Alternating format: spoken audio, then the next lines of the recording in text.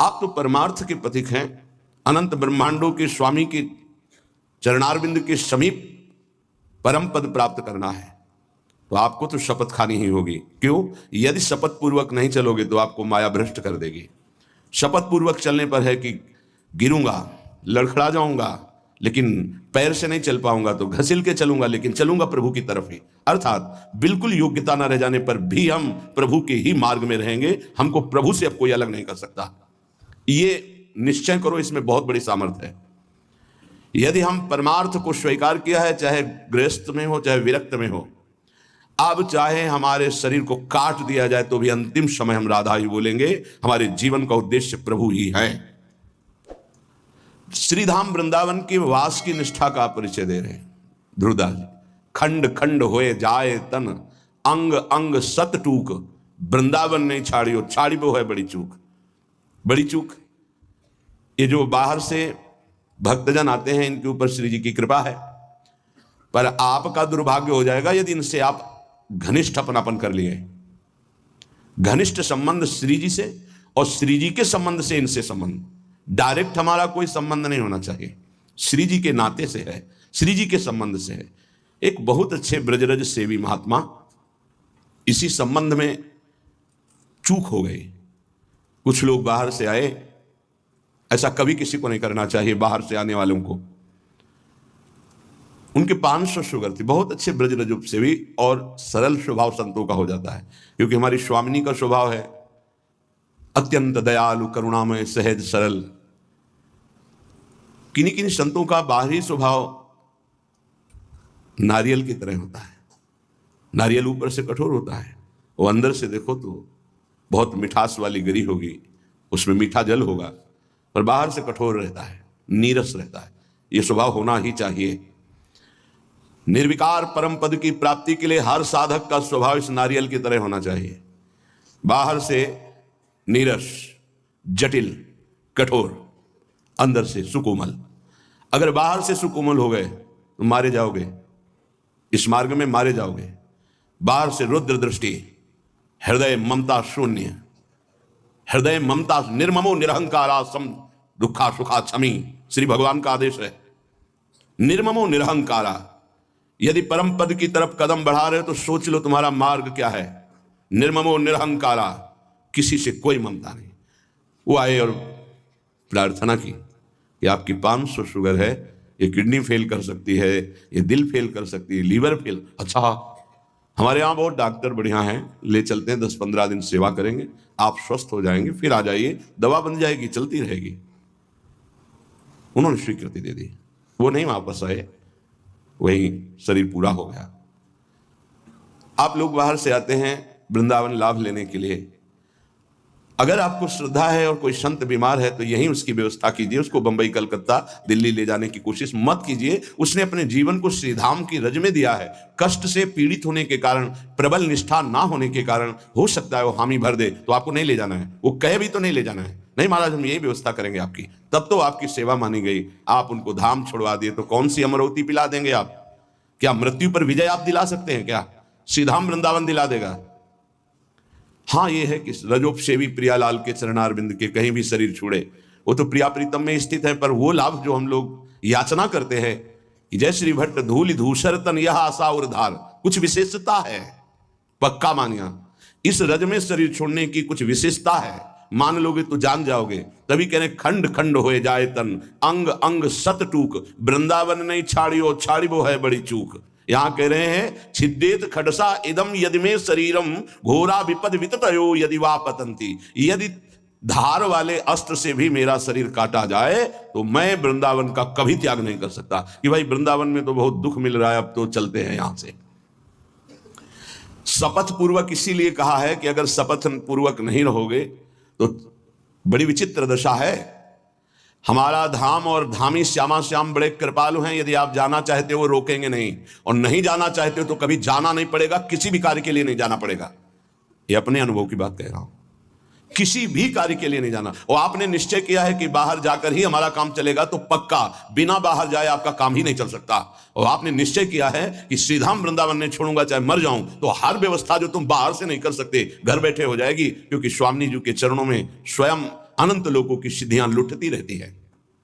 विश्वास, धैर्य, सहनशीलता ये चाहिए इस मार्ग में। अगर सहनशील नहीं हो, विश्वास नहीं है, तो फिर आप टूट जाओगे। कितना कष्ट सहूं। और आपको विश्वास दिलाते हैं इस स्थान का विशेष प्रभाव है धाम का, कि यहां विशेष कष्ट प्रभावित नहीं कर पाता। कलह कलेश न व्यापय ईठा इठौर विश्व ते न्यारी।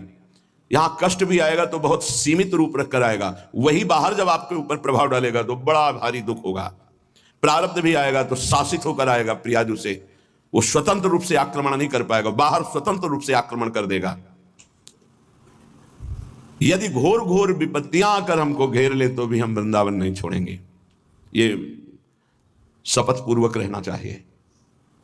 घोर विपद विततयो यदि वा पतंती, घोर विपत्ति आ जाए तो भी मैं अपनी निष्ठा से नहीं गिरूंगा। काट डाला जाऊं तो भी, घोर विपत्तियां दुख आ जाए तो भी मैं सीधा वृंदावन को नहीं छोड़ने वाला। हा हंत हंत न तथापि भूयाद वृंदावनादितर तुच्छ पदे पिपाशा। हाय हाय, श्रीपाद कह रहे हाय हाय, जो वृंदावन का वास मिला और उसे छोड़ करके किसी भी लाभ के लिए बाहर जाते हैं तो हाय हाय। हरिराम व्यास जी ने एक पद में लिखा है, इतनी बड़ी कृपा हो गई और इसके बाद भी तुम वृंदावन का आश्रय वास का प्रभाव ना जानने के कारण अन्य आश्रय लेते हो, अन्य सहारा लेते हो और यहां छोड़ कर जाते हो, तो मानो अपने सर पर पादुका चला रहे हो।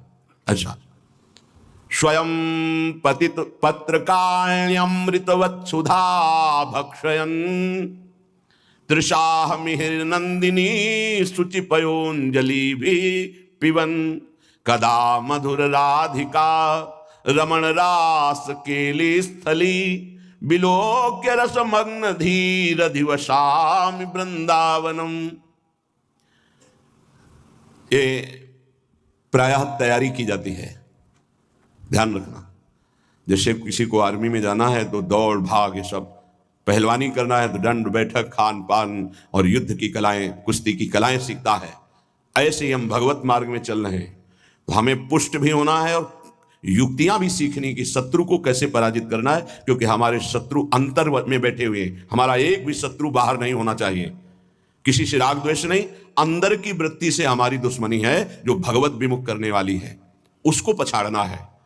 तो कह रहे स्वयं पतित पत्रकाण्यमृत वत सुधा भक्षयन। अगर वृंदावन में हमें भोजन नहीं मिला तो हम सूखे पत्ते खा करके यहां अमृत के समान भोजन का भाव रख करके प्राण त्याग देंगे, लेकिन धाम नहीं छोड़ेंगे। सूखे पत्ते खा के कि मानो मैं अमृत पा रहा हूं ऐसी भावना से, पर हम वृंदावन नहीं छोड़ सकते। ये अपने लोगों ने अभ्यास किया, जानबूझ के अभ्यास किया है। ऐसी वृत्ति धारण की गई कि अगर हमको भोजन न मिले तो कई दिन तक हम भूखे रह सकते हैं और हमारे भजन में विक्षेप नहीं पड़ना चाहिए, और उसका अभ्यास पूरे जीवन चलाया गया। जब तक हम साधन पक्ष में हैं तब तक अभ्यास पूरा दृढ़ कर लेना चाहिए कि अगर हमें 4-5 दिन भोजन ना मिले तो हम भजन में विक्षेप ना पड़े, ऐसा अभ्यास कर लें। हम एकांत में बैठकर भजन करें, हम समाज में बैठकर भजन करें, हम बाजार में खड़े होकर भजन करें, हम यमुना के किनारे भजन, हमारा भजन का अभ्यास कहीं भी हमें बाधा ना पहुंचा पावे, ऐसा होना चाहिए। कई कई दिन गंगा किनारे तो एकांतिक था, यही हितधाम में, हितधाम तक चला है। जब ये डायलिसिस हुए फिर अब हिम्मत नहीं है कि जैसे प्रभु चलावें, अब वो तो प्रभु के ऊपर रह गया। डायलिसिस होने के बाद शरीर की दशा बदल जाती है, अब जैसे प्रभु चलावें वैसे हो गया। नहीं तो दरवाजा बंद, छोटी कुटिया में जब तक कोई नहीं जुड़ा था दरवाजा बंद, अब ये दरवाजा 3-4 दिन के लिए बंद, बाहर से ताला लगवा दिया कि है नहीं, जैसे कोई जल पान करके चुपचाप शांत 4 दिन भगवदाकार वृत्ति करनी है। ये मौन, किसी से मिलना नहीं। ब्रजवासी उनसे थोड़ी प्रियता रखते थे कि आप इतने बजे ताला खोल दीजिएगा, चाबी हम दे देंगे। तो शौच स्नान कर लिया, फिर अंदर हो गए। अपनी वृत्ति को भगवदाकार करना है। सब उपस्थित होने पर भोग भी हमको अपनी तैयारी कर दी। ये थोड़ी कि रोज हमें भोजन मिल रहा है, रोज व्यवस्था हो रही, तो आप देखो आपको वो भजन नहीं हो रहा जो हाय हाय वाला भजन होता है, भारी व्याकुलता वाला भजन होता है, कैसे भगवत प्राप्ति हो, चिल्ला चिल्ला के रोने का मन हो। वो इसलिए नहीं होता कि आप हर समय जब इंद्रियों की ही पोषण में लगे हुए हैं तो भगवदानंद की वृत्ति का पोषण कैसे होगा। उसके लिए तो थोड़ा तैयारी करनी पड़ती है, अभ्यास करना पड़ता है, जलना पड़ता है, भूखे रहना पड़ता है, कष्ट सहना पड़ता है। सच्ची मानिए, अभ्यास में बहुत बड़ी ताकत है। आपका शरीर स्वस्थ है, आप इस समय कस सकते हैं अपने आप को। 3 घंटे विश्राम, इसके बाद कुछ समय आसनों में, हर समय सेवा में, नींद को उड़ा दो, भोजन की एक सीमा रख लो, बातचीत के लिए मौन रह जाओ, उचित शरीर पोषण की व्यवस्था, बस नाम पर दृष्टि दो। नहीं खान पान ते भावे है, नहीं कोमल वसन स्वभावे है, सब विषय लगे ते खारा है, हरियासिक का मग्न आ रहा है। जब वृत्ति भगवदाकार होती है और ये होता है अब भोजन पाने जाना है, तो ऐसा लगता है जैसे सजा दी जा रही हो, हमारी वृत्ति डूब रही है, अब इसके लिए हमें भागे। कभी तो डूबना सीखो, अभ्यास करके कभी तो ऐसे आओ कि 10-5 मिनट के लिए शरीर भूल जाओ, 10-5 मिनट के लिए जगत भूल जाओ, केवल प्रिया प्रीतम के चिंतन में। वो ऐसे नहीं होता कि टाइम बाय टाइम भोजन। साधक की दिनचर्या 12 महीने राइट टाइम से पहले हर चेष्टा आपको दिखाई देगी। अगर यहां खड़े होना है 6 बजे खड़े हो तो 5 मिनट पहले से खड़ा है, उसकी दिनचर्या में चूक नहीं हो सकती। वही साधक, वही संयमी। और जो अपनी दिनचर्या को संभाल नहीं पाता, तो वो अपने आप को संभाल नहीं सकता। कागज में लिख लो चाहे दिमाग में लिख लो, जब तक साधक की दिनचर्या नहीं। हम गृहस्थी में देखें, ऐसे ऐसे साधक की त्रिकाल संध्या करते हैं। जब पीछे गुरु आश्रम में थे, बीसों सुबह 4 बजे तड़के आकर के स्नान करके संध्या गृहस्थी में रहते, हल जोतने वाले लोग। अगर हमारी दिनचर्या भगवत मार्ग की है तो उसे कहीं भी की जा सकती है, कैसे भी की जा सकती है। ये बहुत प्रवचन नहीं, ये आप समझ लीजिए, आपको अपने आप को कसना होगा।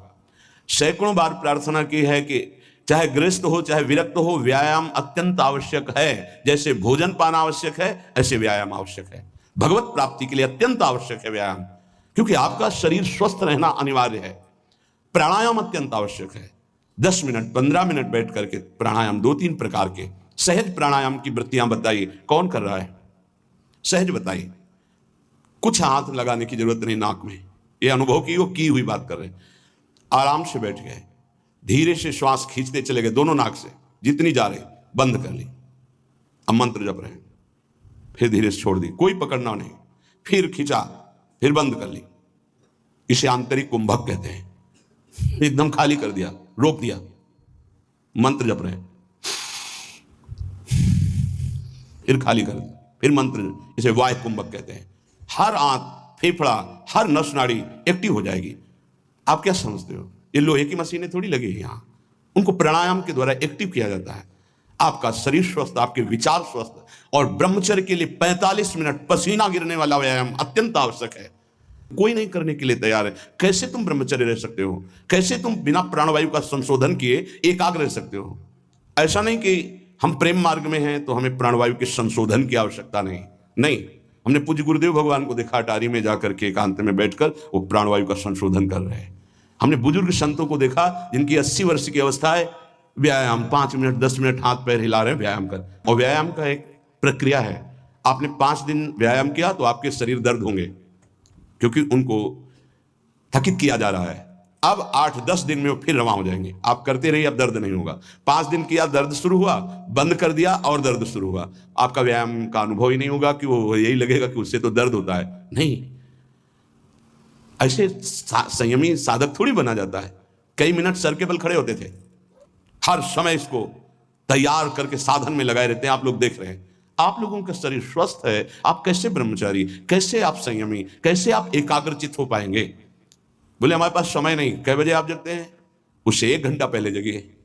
आप मध्याह्न में थोड़ा विश्राम कर लीजिए, या जब आपको समय मिले तब आप विश्राम कर लीजिए थोड़ा अपनी दिनचर्या के अनुसार। लेकिन रात्रि हमारी साधना का समय है। अधिक से अधिक हम जग करके प्राणायाम व्यायाम करके अपने साधन भजन में लगे। साधन का मतलब होता है एक बार जिद्दी स्वभाव बनाकर हर इंद्रिय पर विजय प्राप्त करके आगे बढ़े। हाँ, हमको उतना व्यायाम प्राणायाम करना जो हमारी भक्ति में बाधा ना पहुंचा दे, वो भी आज्ञा के अनुसार जितना कहा जाए उतना ही। क्योंकि प्राणवायु का संशोधन करने की यदि प्रक्रिया नहीं पता है और उल्टा सीधा पढ़ करके प्राणवायु को, तो वो आपको रोग पैदा कर देगी। हम इसीलिए प्राणायाम पद्धति नहीं कह रहे, केवल बाह्य कुंभक, आंतरिक कुंभक या अनुलोम विलोम, इससे कोई हानि नहीं होने वाली। लेकिन रेचक कुंभक पूरक उसकी प्रक्रिया है। वैसा नहीं कि केवल ऐसे खींच कर किया, जरूर करना चाहिए। ये श्वास का संशोधन, प्राण का संशोधन, शरीर की नस नाड़ियों का व्यायाम के द्वारा तो ब्रह्मचर्य पुष्ट। यदि आप ऐसा नहीं करते तो ब्रह्मचर्य रह ही नहीं सकते। ब्रह्मचर्य रहने के लिए शरीर को बहुत एक्टिव करना होता, बहुत एक्टिव। और उसमें खुद इतनी बिजली होती है, वो बैठ ही नहीं सकता शांति से, कठोर आसनों में बैठना स्वभाव बन जाता है उसका। तब जाकर के ब्रह्म प्राप्ति के लिए ऊर्ध्वगामी चित्त वृत्ति होती है, मुझे केवल भगवत साक्षात्कार चाहिए। सिंहवत स्वभाव साधक का होता है। एक प्रवचन नहीं कर रहे, ये हृदय की बात कर रहे हैं। हर कष्ट को सहकर सिंहवत। यहां क्या सर्दी लगेगी तुम लोगों को, कमरे में हो, खुले में, गंगा के किनारे, जब ऐसी कि शरीर में केवल सर्दी ही सर्दी व्याप्त हो रही, लग रहा है कि अब नहीं संभलेगा, तो गंगा जी में जा खड़े हो गए। गंगा जी उल्टा उसके खिलाफ, गंगा जी का काफी जल जैसे प्रवाहित हो रहा है, ये तो रोज का अनुभव था।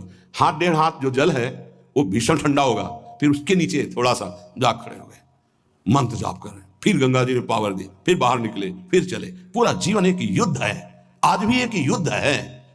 ऐसे थोड़ी, ये सुख प्राप्ति लौकिक सुख के लिए नहीं, ये अध्यात्म सुख के लिए है। कितनी बड़ी बात है। मेरा शरीर काट दिया जाए, भारी विपत्तियां आ जाए, तब भी मैं अपने मार्ग को नहीं छोड़ने वाला, अपनी निष्ठा को नहीं छोड़ने वाला। स्वयं पतित हुआ, गिरा हुआ पत्ता खा करके मैं जी लूंगा, लेकिन अपनी निष्ठा नहीं छोड़ूं। ये हमारी निष्ठा कितनी है, जरा विचार करके देखो कितनी है। तृषा मिहिर नंदिनी सुच पयोंजलि भी पिवन। अगर प्यास लगेगी तो उसे जल से बुझा देंगे। गंगा जल में बड़ी सामर्थ्य रही है। अब आगे आपका तो हमें पता नहीं, लगभग 25-26 वर्ष हो गए वृंदावन की निष्ठा का जो स्वरूप गुरुदेव और रजरानी की कृपा से आया पालन हो रहा है। आगे श्री जी जाने। गंगा जल के पान करते ही, जैसे माँ का दुग्ध पान करते ही बालक को भोजन की आवश्यकता नहीं होती, छोटे बालक को, ऐसे ही गंगा जी दुलार करती थी। गंगा जी में कभी हमें नदी भाव नहीं आया, कभी जल भाव नहीं आया, बस यही लगता था माँ और माँ का अमृत। अंधेरे पे जाके जब गले से खड़े हो जाते तो कभी कोई मन कहता मगरमच्छ ना आ जाए, तो कहते उसके ऊपर हमारी माँ भी विराजमान होंगी। मगरमच्छ सवारी है गंगा मैया की, तू चिंता क्यों करता है, जब गंगा जी है तो तेरे को क्या चिंता। खड़े हुए मंत्र जप कर रहे। निष्ठाएं ऐसे थोड़ी परिपक्व होती है। हर सुविधा प्राप्त हो गई, कभी अपने को कसने की कोशिश नहीं कर रहे, तो मन तुमको कस रहा है। आज ये मिल जाता तो अच्छा, तो कभी एकांत में रो करके बोले कि आज श्री जी मिल जाती तो अच्छा, जीवन की यात्रा पूर्ण हो जाती। का आज कहीं श्याम सुंदर मिल जाते, कहीं लाडली लाल मिल जाते। कभी ऐसी आकांक्षा, बड़ा दुख होता है हृदय में कि साधक आकांक्षा विषयों की करता है, वस्तुओं की करता है, वो प्रियालाल की क्यों नहीं करता है। क्या प्रियालाल को तुमने अपना नहीं माना है? क्या जगत के भोग तुम्हारी सुख सामग्री है? कैसे तुम साधक हो, कैसे तुम भगवत मार्ग के पथिक हो?